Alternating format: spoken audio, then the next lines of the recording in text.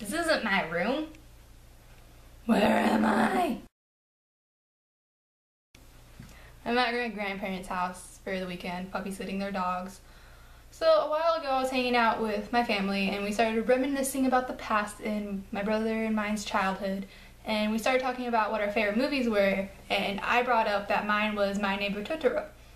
So then, of course, my brother has to go and ruin it for me by telling me that he looked into the true meaning of it. I don't know why, but he did.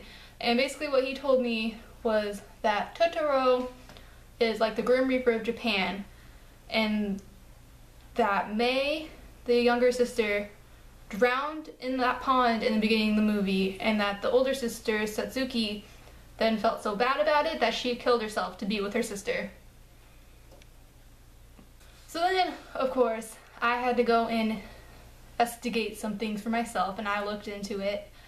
And what I found that it was supposedly based off a murder that happened in Japan in the 60s called the Sayama incident, and that people have found like evidence that connect the movie to this actual incident. And the first being that it's kind of, the movie's located in the general area that the murder happened. And basically the murder was that a younger sister disappeared and was murdered, and then the older sister became so traumatized that she started rambling about seeing a tanuki, which is like a raccoon type thing, so it's like Totoro, and that she was also seeing a cat monster, which is like the cat bus that took Mei and Satsuki to go see Totoro, which means that the cat bus is what takes the kids to the next world, or the afterlife.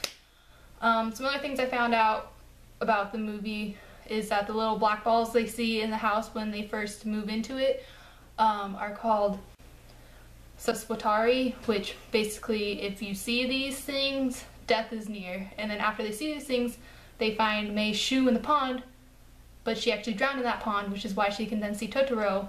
And then Satsuki asked to go see Totoro to be with her sister, which then translates to that she killed herself so she could be with her sister. Then there's some other things that people noticed about the movie that kind of suggest that the girls die. One being that I found that someone said that the coloring of the girls was a bit different than the rest of the movie, indicating that they are dead. And another thing being that after the girls supposedly die, they no longer have shadows. And then I guess Studio Ghibli, or however you pronounce, I don't remember, they came back saying that the reason the girls don't have shadows was because it cost too much to put the shadows in, so they just kind of stopped putting the shadows in, but I don't. One final thing I would just like to throw out there is that the movie ends happy. Like, I haven't seen it in a while, so I'm kind of blurry on what happened exactly, but I remember it was a happy ending, but really that ending is just things that happened in the past before the girls died, and they're just memories of what they experienced before death.